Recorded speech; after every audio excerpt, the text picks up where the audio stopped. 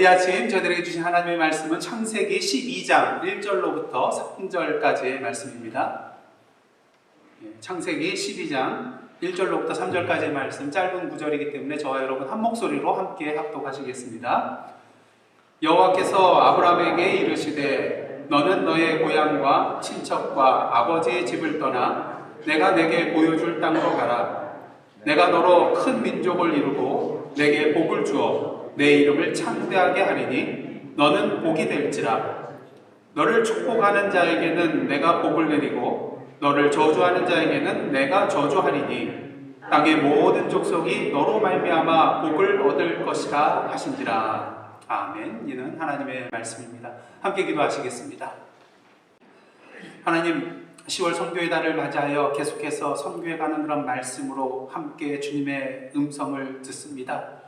이 시간도 성령으로 저희들의 심령을 인쳐 주시어서 하나님의 선교에 오늘도 마음뿐만 아니라 우리의 삶으로 헌신하고자 결단하며 나아가는 은혜의 시간, 결단의 시간 될 수 있도록 인도하여 주옵소서. 예수님의 이름으로 기도드리옵나이다. 아멘. 우리가 선교라는 말을 쓸 때 이 선교라는 말의 어원이 되는 라틴어는 미토라는 그런 단어입니다. 근데 여기에 해당되는 구약의 히브리어는 또 샬라라는 그런 동사를 쓰게 되는데요. 이 구약 성경에 보내다라는 동사 샬라가 한 800여 차례 쓰이는 것을 보게 되는데 그중 200번 이상이 누구를 주어로 하고 있을까요? 바로 하나님을 주어로 하고 있는 것을 보게 됩니다. 그런 면에 있어서 구약의 하나님은 어떤 하나님일까요? 오늘도 우리를 보내시는 그런 선교의 하나님이시라는 것입니다. 사실 오늘 보면은 너무나도 여러분이 잘 아는 하나님께서 아브라함을 부르시는 그런 사건을 다루고 있습니다. 하지만 동시에 오늘 본문은 하나님께서 또한 아브라함을 보내시는 그런 사건이라고 할 수가 있다는 것이죠. 그 이유는 하나님께서 항상 우리를 부르실 때에는 무엇인가 목적이 있기 때문에 부르시기 때문인 것입니다. 마가복음 3장을 보시면 예수께서 원하는 자들을, 제자들을 부르실 때에 12제자를 세우는 그런 내용이 나오는데요. 12제자를 부르신 목적이 무엇이었습니까? 마가복음 3장 14절, 15절 보시겠습니다. 제가 봉독해 드리겠습니다. 이에 12를 세우셨으니 이는, 그 목적이 나옵니다. 자기와 함께 있게 하시고, 첫 번째 목적이죠. 그 다음 두 번째 목적은 또 보내사 전도도 하며 귀신을 내쫓는 권능도 가지게 하려 하심이로라. 주님께서 오늘도 우리를 부르시는 데에는 목적이 있는데 첫째는 자기와 함께 있는 그 은혜를 누리게 하시기 위함이요. 다음으로는 한 걸음 더 나아가 우리가 누리고 있는 그 은혜와 복을 다른 사람도 누릴 수 있게 하기 위하여 우리를 보내시기 위함이라는 것입니다. 그러기에 우리는 하나님께서 아브라함을 부르시는 이 사건을 콜링, 소명이라고 말합니다. 소명이란 무엇입니까? 단순한 그런 부름을 의미하는 것이 아니라 어떠한 사명 예로의 부름이 바로 소명인 것이죠. 그렇다면 하나님께서 아브라함에게 주신 사명은 도대체 무엇일까요? 오늘 보면 1절과 2절 말씀 다시 제가 봉독해 드리겠습니다. 여호와께서 아브라함에게 이르시되 너는 너의 고향과 친척과 아버지의 집을 떠나 내가 내게 보여줄 땅으로 가라. 내가 너로 큰 민족을 이루고 내게 복을 주어 내 이름을 창대하게 하리니 너는 복이 될지라. 사실 이 내용은 어떠한 내용입니까? 하나님께서 아브라함에게 복을 주시겠다는 내용이에요. 그래서 그로 하여금 이 세상에 복이 되게 하시겠다는 그런 약속의 말씀인 것이죠. 그러게 얼핏 이 내용을 볼 때 이게 도대체 아브라함의 사명과 무슨 관련이 있는가? 그냥 복 주시겠다는 약속 아닌가? 그렇게 생각할 수도 있을 것입니다. 하지만 이 모든 복의 약속이 이루어지기 위해서 그 전에 이루어져야 될 것이 한 가지인데 그것이 무엇입니까? 아브라함이 하나님의 말씀에 따라 자신의 본토 친척 아비집을 떠나서 하나님께서 지시할 땅으로 가야만이 이 모든 약속의 복이 이루어질 수 있다는 것입니다. 다시 말해서 하나님께서 부르신 곳으로 가는 것이 선행되어야 한다는 것이죠. 특히 우리는 3절 말씀을 통해서 열방을 향한 하나님의 선교 의지를 분명히 볼 수 있게 됩니다. 3절 말씀 보시겠습니다. 너를 축복하는 자에게는 내가 복을 내리고 너를 저주하는 자에게는 내가 저주하리니. 다 함께 읽겠습니다. 땅의 모든 족속이 너로 말미암아 복을 얻을 것이라 하신지라. 누가 복을 얻는다고요? 땅의 모든 족속입니다. 중요한 사실은 누구로 말미암아 복을 누리게 된다고요? 아브라함으로 말미암아서 이라는 것이죠. 이를 통해서 우리는 하나님께서 오늘도 이스라엘 백성뿐만 아니라 이 세상의 모든 민족이 구원받기를 원하시는 분이라는 것을 분명히 발견할 수 있게 됩니다. 그리고 그 일을 위하여 누구를 부르셨다는 거예요? 아브라함을 부르시고 또한 보내셨다는 것이죠. 이런 내용은 오늘 본문뿐만 아니라요, 창세기 17장을 통하여 다시 한번 나타납니다. 그리고 이 17장을 통하여서 하나님께서 아브라함을 열방의 복으로 삼고자 하는 그런 의지가 다시 한번 분명히 나타남을 보게 되죠. 창세기 17장 4절 말씀입니다. 보라, 내 언약이 너와 함께 있으니 너는 여러 민족의 아버지가 될지라. 그래서 여기서 보면 하나님께서 이 아브라함의 이름을 바꿔주시는 그런 내용이 나타납니다. 원래 아브라함의 이름이 뭐였어요? 아브람. 근데 그 이름을 뭘로 바꿔주셨어요? 아브라함으로 바꿔주셨다는 것입니다. 이렇게 이름을 바꿔주신 것은 아브라함으로 하여금 여러 민족의 아버지가 되게 해 주실 것이기 때문인 것이죠. 그래서 아브라함이라는 그런 원래의 이름의 뜻은요, 존경받는 아버지라는 그런 뜻을 가지고 있습니다. 근데 새 이름은 어떤 의미예요? 열국의 아버지라는 것이죠. 단순히 아브라함은 자신의 자녀에게만 존경받는 한 아버지가 아니라 이제는 모든 민족, 여러 민족의 아버지가 될 것이라는, 다시 말해서 이것은 생물학적인 의미뿐만 아니라 영적인 의미까지도 포함하고 있는 내용이라고 할 수가 있다는 것입니다. 그렇게 사도 바울은 갈라디아서 3장 6절과 7절을 통해서 이렇게 말하고 있습니다. 아브라함이 하나님을 믿음에 그것을 그에게 의로 정하셨다 함과 같으니라. 그런즉 믿음으로 말미암은 자들은 어떤 사람이에요? 아브라함의 자손인 줄 알지어다. 여러분, 아브라함과 피 한 방울이라도 섞이신 분 여기 계신가요? 아무도 없으실 겁니다. 생물학적으로는 전혀 상관이 없는, 유전자 검사를 하면 100% 남남으로 나올 수밖에 없는 저희들입니다. 하지만 예수 그리스도 피로 말미암아 우리는 모두 다 한 형제요 자매가 된 것이죠. 영적으로 믿음의 조상 아브라함의 자손이 되었다는 것입니다. 그리고 우리는 항상 아브라함에 대해서 우리의 영적인 믿음의 조상이라고 표현하고요, 우리 자신에 대해서는 아브라함의 자손이라고 그렇게 말을 하는 것입니다. 중요한 것은 창세기 17장 5절 말씀인데요. 내가 내 언약을 나와 너 및 내 대대 후손 사이에 세워 영원한 언약을 삼고 너와 내 후손의 하나님이 되리라. 아브라함뿐만 아니라 그 아들이 누구죠? 이삭. 또 그 아들이 누구죠? 야곱. 이렇게 자자손손 대대로 내 후손의 하나님이 될 것이라고 약속해주고 계십니다. 이 구절을 통해서 우리가 분명히 알 수 있는 것은요, 이 세상을 향하신 하나님의 선교의 역사는 아브라함 당대에 다 끝나고 완수되는 것이 아니라 계속해서 그 후손을 통하여 이루어지게 될 사건이라는 것이죠. 그렇게 창세기 26장 4절과 28장 14절을 보시면 하나님께서 그의 아들 이삭과 그의 손자 야곱에게 나타나셔서 오늘 본문 속에서 아브라함과 맺으셨던 그런 동일한 언약을 말씀해 주시는 것을 보게 됩니다. 오늘 본문 보시면 땅의 모든 족속이 너로 말미암아 복을 얻을 것이라. 26장 4절을 보시면요, 이삭에게 말합니다. 내 자손으로 말미암아 천하 만민이 복을 받으리라. 그 다음에 28장은 야곱에게 말합니다. 땅의 모든 족속이 너와 내 자손으로 말미암아 복을 받으리라. 그리고 오늘 이 본문의 말씀을 통하여 또한 저와 여러분에게도 동일하게 말씀해 주고 계십니다. 이 땅의 모든 족속이 바로 저와 여러분을 통하여 복을 받게 된다는 것이죠. 물론 궁극적으로 하나님께서 아브라함에게 약속하신 모든 민족이 복을 받게 된다는 그 내용은 궁극적으로 무엇을 의미합니까? 아브라함의 자손 가운데 누가 태어난다는 거예요? 메시아이신 예수 그리스도께서 태어나신다는 것. 그리고 그 예수 그리스도로 말미암아 모든 민족이 구원을 받게 될 것이라는 그러한 의미라고 할 수가 있겠습니다. 그러게 예수 그리스도께서 이 땅에 2000년 전에 오심을 통하여 아브라함에게 약속하신, 이삭에게 약속하신, 야곱에게 약속하신 이 하나님의 약속이 성취되었다고 할 수가 있을 것입니다.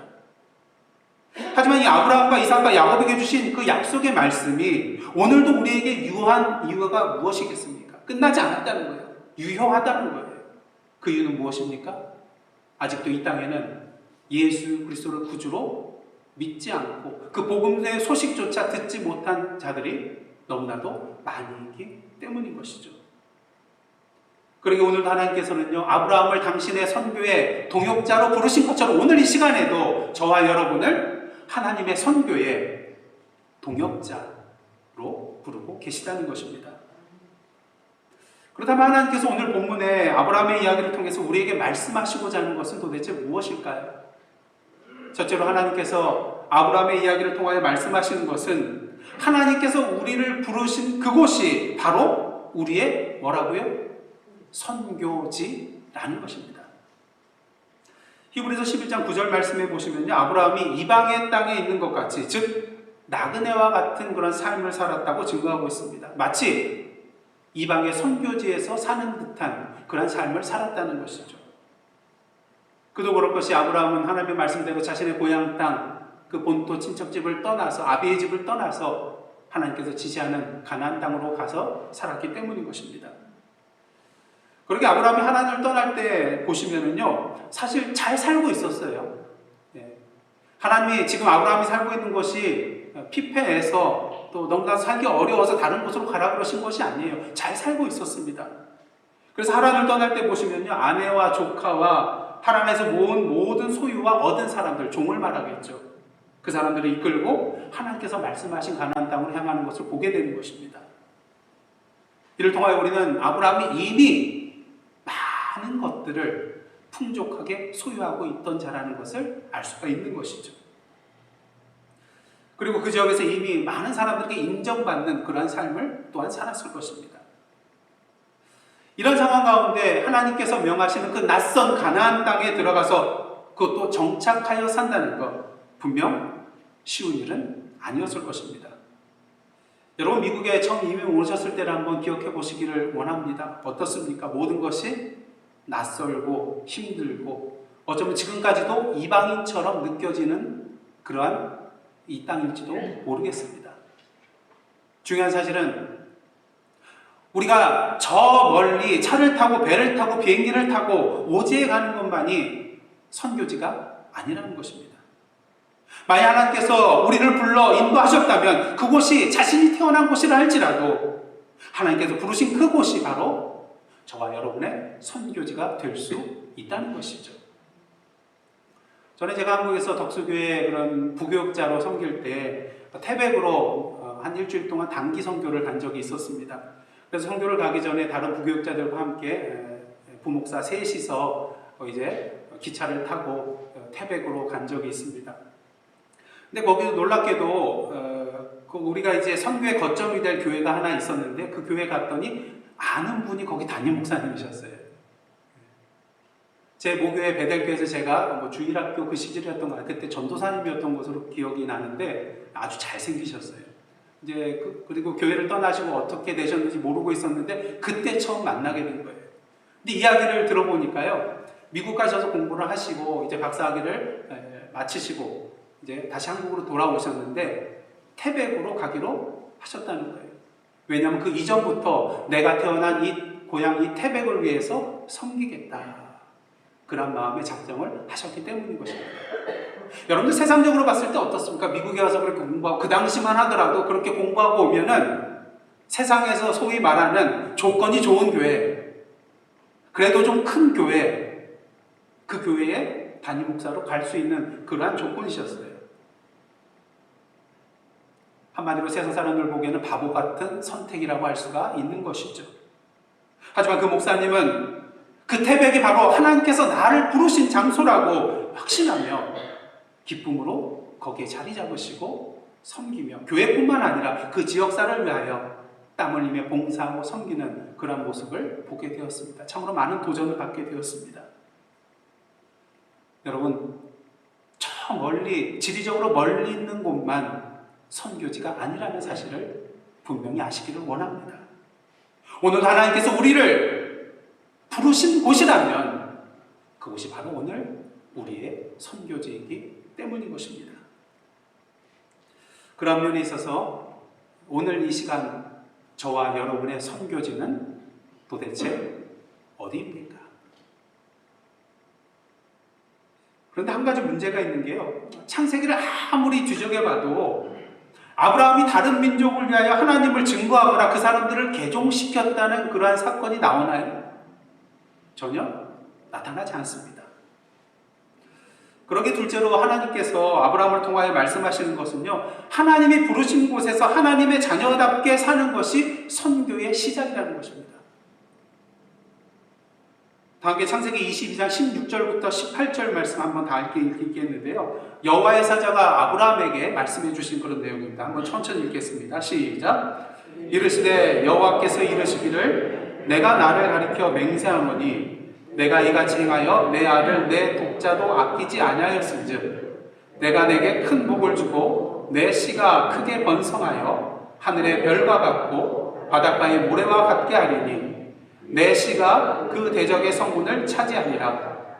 또 내 씨로 말미암아 천하 만민이 복을 받으리니 이는 내가 나의 말을 준행하였음이라 하셨다 하니라. 18절 말씀 보시면 내 씨로 말미암아 천하 만민이 복을 받으리니 이렇게 말씀하고 있습니다. 그런데 이렇게 아브라함의 씨로 말미암아서 천하 만민이 복을 받게 되는 이유, 그 이유가 무엇일까요? 이는 내가 나의 말을 준행하였습니다. 사랑하는 독자 이삭을 바치라는 그 하나님의 말씀에 토도 달지 아니하고 그대로 준행하였던 그 아브라함의 믿음을 하나님께서 기뻐 받으셨다는 것이죠. 오늘도 우리의 삶의 현장, 우리의 선교지에서 아브라함으로부터 본받아야 될 모습은 무엇입니까? 바로 이 모습입니다. 바로 하나님의 말씀대로 순종하며 사는 것이죠. 그렇게 살아갈 때 세상 사람들은 저희들의 모습을 통하여서 감동을 받고 우리 안에 살아계신, 살아 역사하시는 하나님의 모습을 분명히 보게 될 것이기 때문인 것입니다. 창세기 23장을 보시면요, 아브라함이 사랑하는 그런 사라가 죽자 아내를 매장할 곳을 위하여 헷 족속에게 매장할 땅을 구하는 것을 보게 됩니다. 그때 헷 족속이 아브라함에게 이렇게 말합니다. 창세기 23장 6절입니다. 내 주여 들으소서. 당신은 우리 가운데 있는 하나님이 세우신 지도자이시니 우리 묘실 중에서 좋은 것을 택하여 당신의 죽은 자를 장사하소서. 우리 중에서 자기 묘실에 당신의 죽은 자 장사함을 금할 자가 없으리라. 우리는 여기서 헷 족속의 놀라운 고백을 보게 됩니다. 아브라함을 향해서 뭐라고 합니까? 당신은 우리 가운데 있는 누구라고요? 하나님이 세우신 지도자이시니. 이것이 바로 우리가 오늘 아브라함에게서 배워야 할 선교사의 모습인 것입니다. 우리가 아무리 입술을 통하여 하나님의 말씀과 복음을 증거한다 할지라도 우리의 삶이 뒷받침되지 않는다면 그 복음 증거는 헛되고 헛된 것이 되고 말 것이기 때문인 것이죠. 열매를 맺을 수 없다는 것입니다. 제가 섬겼던 그 덕수교회에서 제가 교육위원회를 담당하고 있을 때인데요. 초등부에 여집사님 교상분이 계셨어요. 동대문에서 이제 장사를 하시는 분이셨는데 다른 그런 가까우신 집사님께 말을 듣기를 전도를 그렇게 잘하신대요.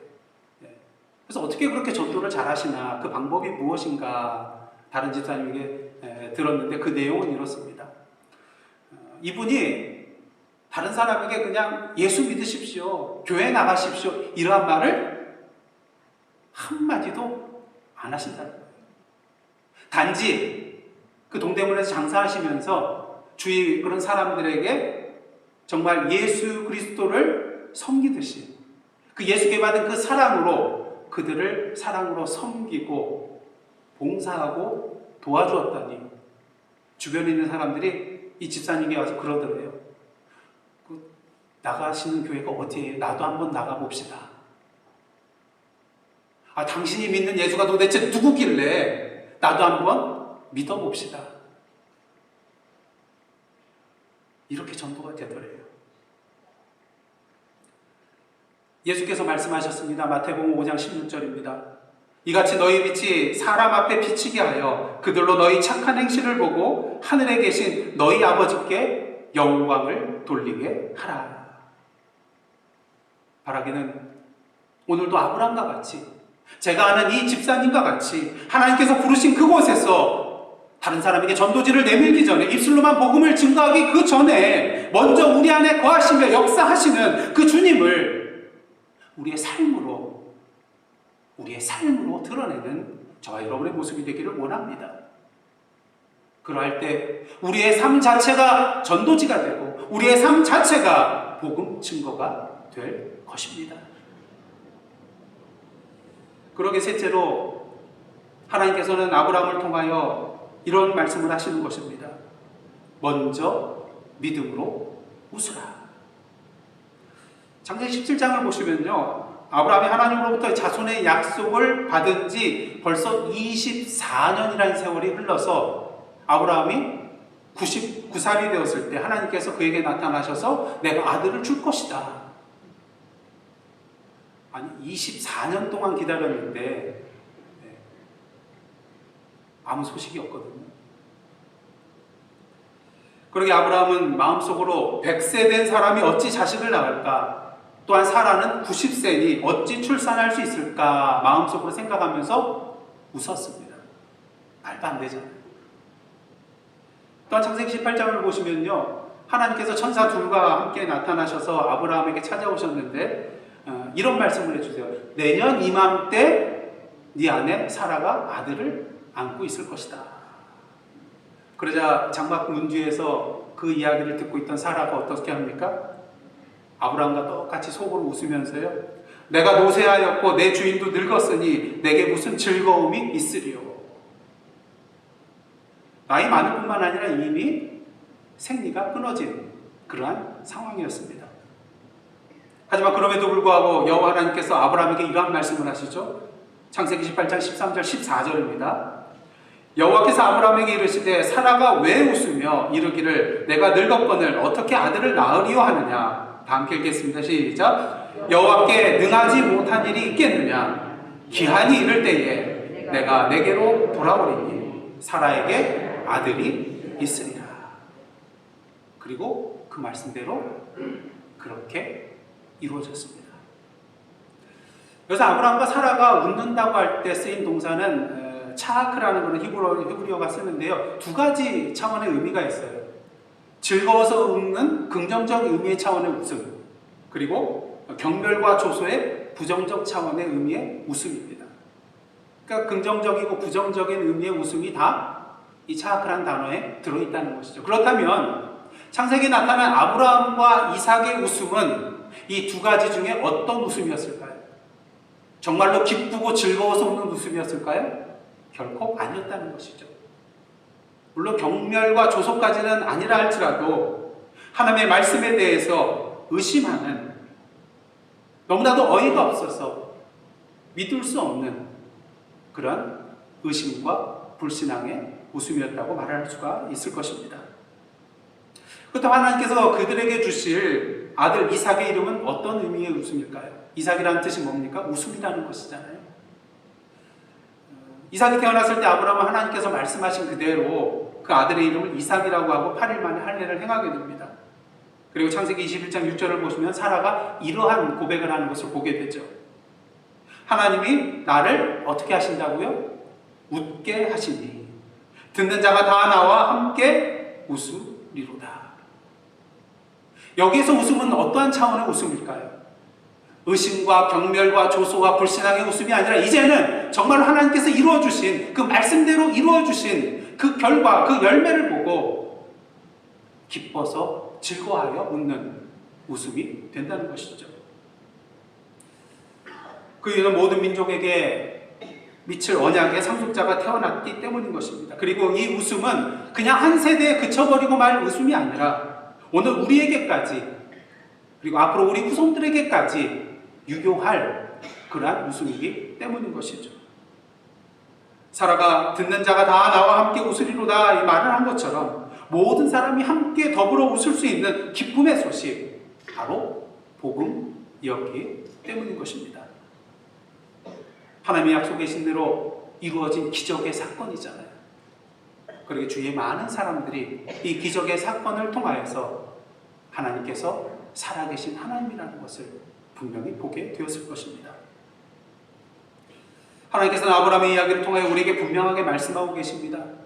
아브라함과 사라와 같이 부정적인 웃음, 의심의 한계를 믿음으로 뛰어넘어 이제는 하나님이 주시는 진정한 웃음과 기쁨과 즐거움과 행복을 누리라는 것이죠. 여러분, 신앙이란 무엇입니까? 하나님의 말씀을 그대로 믿고 우리의 한계를 뛰어넘는 것이 바로 신앙인 것입니다. 우리의 상식과 경험과 시간과 공간과 과학과 죽음의 한계를 뛰어넘는 것이 참된 신앙이라는 것이죠. 만약 하나님께서 홍수로 세상을 심판할 것이니 상위의 방주를 만들라고 한다면 노아와 같이 우리도 상위의 방주를 지어야 합니다. 하나님께서 바다를 갈라지시겠다고 말씀하시면 모세와 같이 그 홍해를 향하여 지팡이를 내밀어야 한다는 것입니다. 죄로 인하여 여호와께서 보내신 불뱀에 물려 죽어가고 있다 할지라도 모세가 만든 그 놋뱀을 바라보며 살 것이라는 이 여호와의 말씀이 계시다면 죽어가는 가운데서도 우리는 그 놋뱀을 고개를 들어 바라보아야 하는 것입니다. 더 이상 우리의 한계 속에 갇혀서 하나님의 이러한 능력을 보지 못하고 누리지 못하는 우물 안에 개구리로 살아가는 저희들의 삶이 되지 않기를 간절히 원합니다. 이제는 이러한 의심과 불신앙의 웃음에서 벗어나 하나님이 주시는 그 이삭의 웃음을 웃는 저희들 되기를 원합니다. 그러게 오늘도 상위의 방주를 만드는, 나에게 주신 그 지팡이를 바다 위로 내미는, 오늘도 그 높이 들려있는 놋뱀을 향하여 고개를 쳐들고 바라보는 저희들의 믿음의 삶이 되기를 원합니다. 그럴 때 노아와 그 가족이 살아난 것처럼, 모세와 이스라엘 백성들이 그 바로의 손길에서 살아난 것처럼, 죽어가는 이스라엘 백성들이 다시 살아난 것처럼 우리도 살아나게 될 것입니다. 그래서 오늘도 우리가 이렇게 믿음으로 웃어야 할 이유는 무엇일까요? 창세기 17장 1절 말씀 다 함께 봉독하시겠습니다. 시작. 아브라함이 99세 때에 여호와께서 아브라함에게 나타나서 그에게 이르시되 나는 전능한 하나님이라. 그리고 창세기 18장 13절 14절도 함께 봉독하시겠습니다. 시작. 여호와께서 아브라함에게 이르시되 사라가 왜 웃으며 이르기를 내가 늙었거늘 어떻게 아들을 낳으리요 하느냐. 여호와께 능하지 못한 일이 있겠느냐. 기한이 이를 때에 내가 내게로 돌아오리니 사라에게 아들이 있으리라.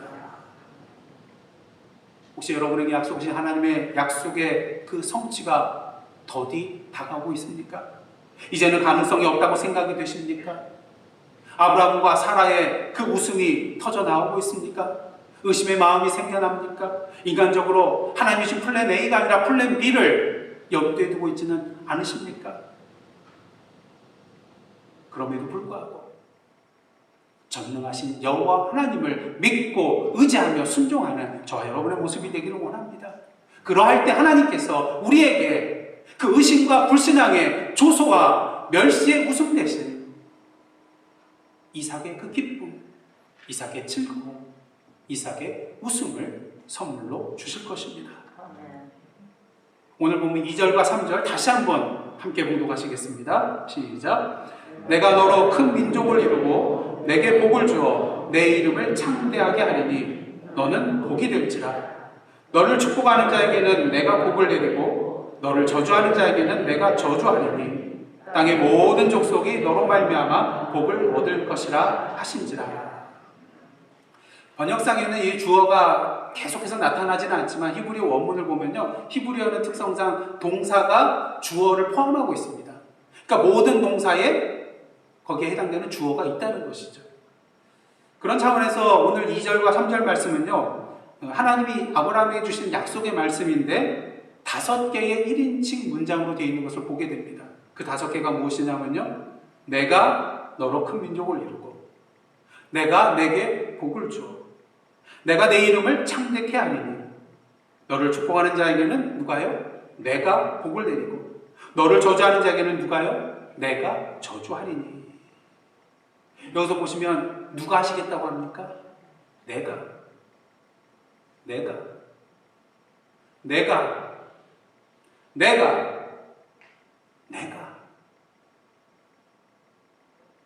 여호와께서 하시겠다는 거예요. 그 전능하신 하나님께서 하시겠다는 거예요. 능치 못할 일이 없는 그 하나님의 능력이 행하시게 하는 것입니다. 이는 무엇을 말합니까? 오늘 하나님께서 우리를 부르실 때는요, 우리에게 사명을 주실 때 그냥 나 홀로 거친 광야에 내팽개 쳐놓고 나 몰라라 하시는 그런 하나님이 결코 아니시라는 것입니다. 우리 스스로의 힘만으로 이루어내라고 등 떠미시는 하나님이 아니라는 것이죠. 그러게 하나님께서 아브라함에게 말씀하신 것 같이 오늘 우리에게도 동일하게 말씀해 주고 계십니다. 창세기 27장 1절 하반절 말씀입니다. 나는 전능한 하나님이라 너는 내 앞에서 행하여 완전하라. 여러분, 우리가 완전할 수 있겠습니까? 만약 우리가 완전하다면 이 교회에 나오지 않았겠죠. 완전하니까. 완전하지 않기 때문에 오늘도 우리가 주님 앞에 나온 것입니다. 왜? 하나님은 완전하신 분이니까요. 그렇게 하나님께서 아브라함에게 말씀하신 것입니다. 나는 전능한 하나님이라 너는 내 앞에서 행하여 완전하라. 여러분 창세기 내용을 보시면 아브라함이 완전하지 못한 모습들이 곳곳에서 계속 드러납니다. 불신앙과 거짓말, 하나님의 말씀대로 순종하지 못하는 그런 모습. 우리는 믿음의 조상 아브라함이라고 그렇게 알고 있지만 성경 곳곳에 불순종하며 불신앙의 그 아브라함의 모습을 발견할 수 있습니다. 하지만 그럼에도 불구하고 우리가 그를 향하여 믿음의 조상이라고 말할 수 있는 것은 그럼에도 불구하고 아브라함이 그 전능하신 여호와 하나님 앞에서 행했기 때문인 것입니다.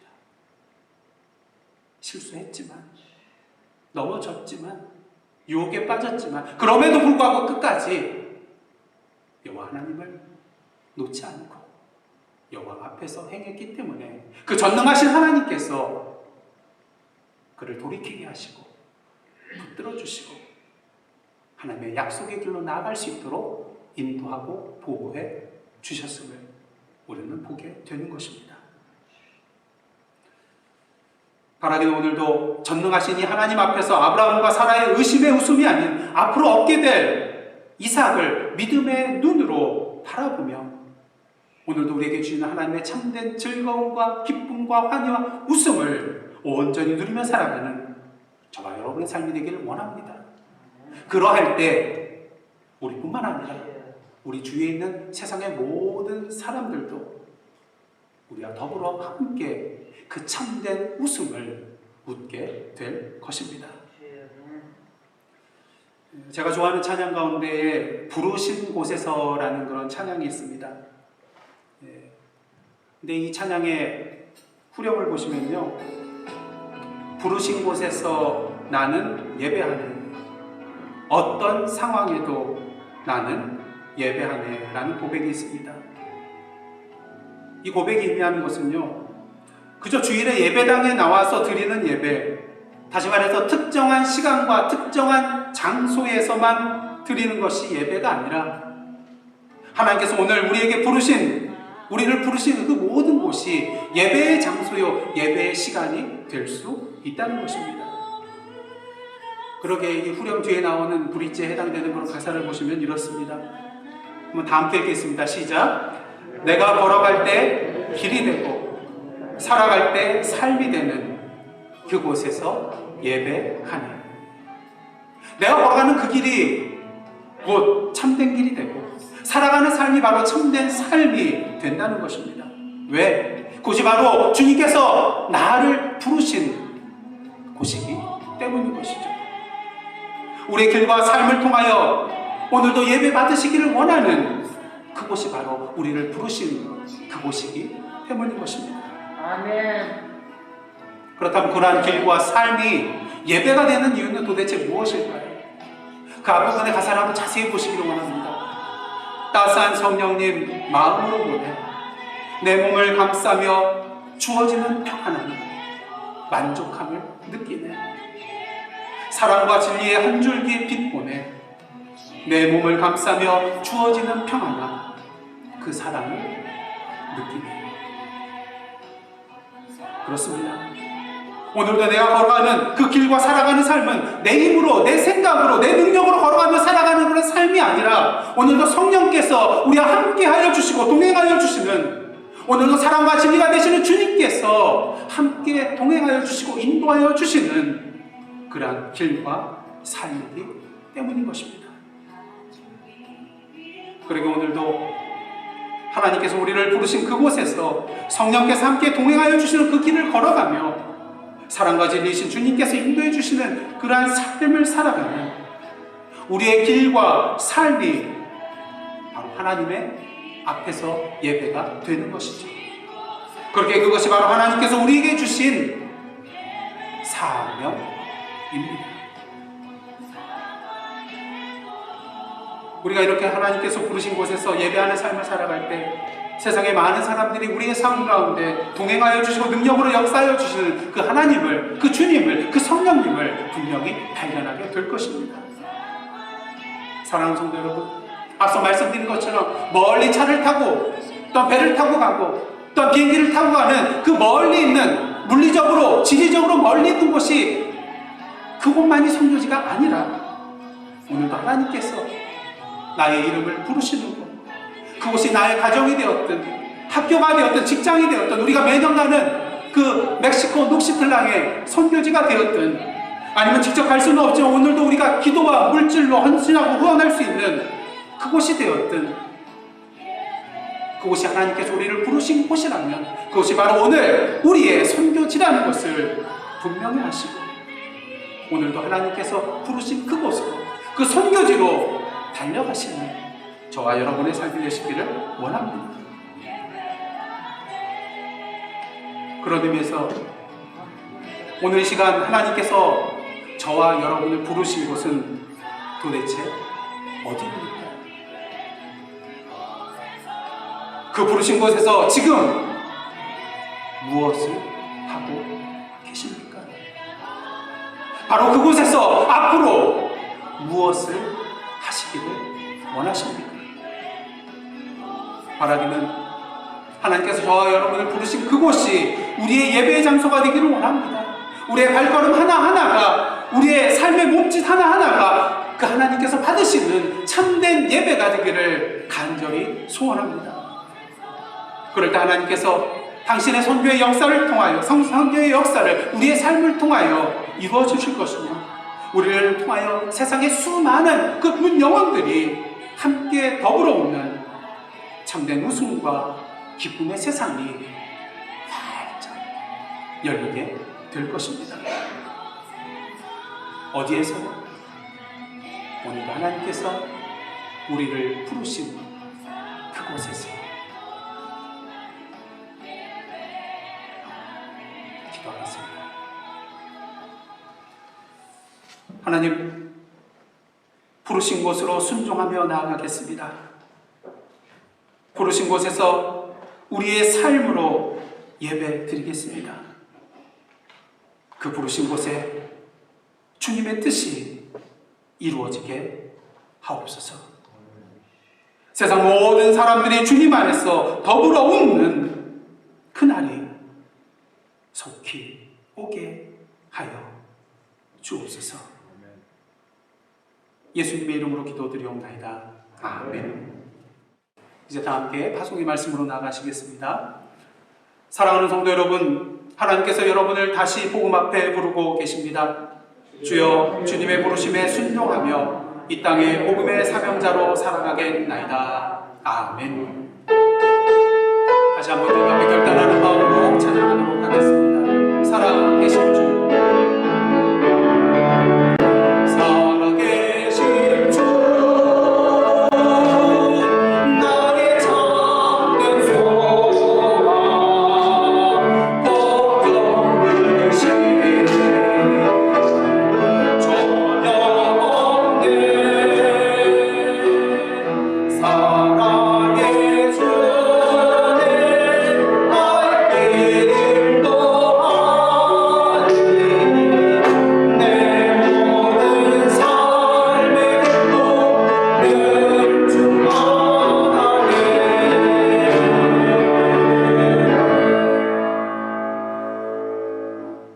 이제는 우리 구주 예수 그리스도의 은혜와 하나님 아버지의 크신 사랑과 성령의 감동감화 교제케 하시는 역사가 오늘 이 시간 오늘의 아브라함이 되어 우리의 부르신 그곳에서 그 선교지에서 오늘도 믿음으로 하나님의 말씀대로 순종하며 나아감을 통하여 참된 웃음을 누리며 더 나아가 이 세상의 모든 사람들과 더불어 주님의 그 참된 기쁨과 즐거움과 웃음을 누리기로 다짐하며 나아가는 하나님의 선교에 참여하는 하나님의 백성들과 그 선교의 현장과 우리의 조국 그리고 이 미국 땅 그리고 저희들이 기도하는 선교지와 오늘도 주님의 손길을 필요로 하는 이 세상의 모든 곳 위에 이제로부터 영원토록 함께 계시옵기를 간절히 축원하옵나이다.